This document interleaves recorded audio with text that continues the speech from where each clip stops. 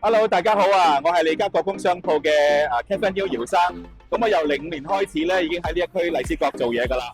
咁我見證住呢一區嘅變遷同埋發展啦。咁呢一邊嘅前景咧係非常之好噶。咁而家我喺呢個位置咧就係荔枝角區咧最旺嘅地段啦。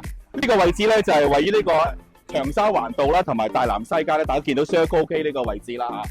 咁日夜嚟講咧，人流都係逼到爆晒嘅。咁嚟過長沙灣嘅朋友都好清楚㗎啦。咁荔枝角區咧變化好大㗎喎。咁以前嚟講，大家都知啦，荔枝角可能係傳統以呢個製衣為主嘅工業區啦嚇。咁但係而家嚟講咧，已經即係工業區咧變做呢個商貿區㗎啦，好多大型嘅發展商咧已經進駐咗呢一區㗎啦。譬如我身後呢個咧就係新世界發展地標性嘅建築啦嚇，瓊林街83號啦。今日想同大家介紹咧，我身後呢個榮吉工業大廈啦。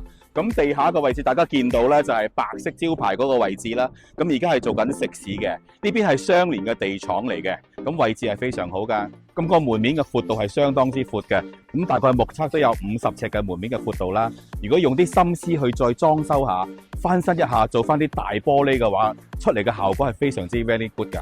咁呢邊身後咧就係呢個大南西街咧同埋青山道口咧嘅交界嚟嘅。咁前方咧其實大概2分鐘到咧就係呢個荔枝角站嘅波一出口啦。其實翻工收工咧好便利嘅，揾呢個地廠嘅位置開飯咧係好方便㗎。今日我哋介紹呢個相連地廠咧最值錢嘅位置係咩地方咧？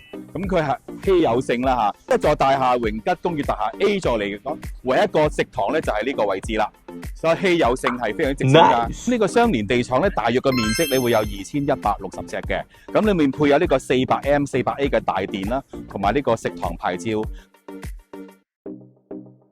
係啦，咁而家大約係12點零鐘啦，開始人好多㗎啦。如果你話去到1點零鐘咧，要排長龍㗎，所以位置嚟講非常之好，生意都好火爆㗎。目前呢個相連地廠咧係我哋利嘉閣工商鋪獨家代理緊嘅，可以租亦都可以售。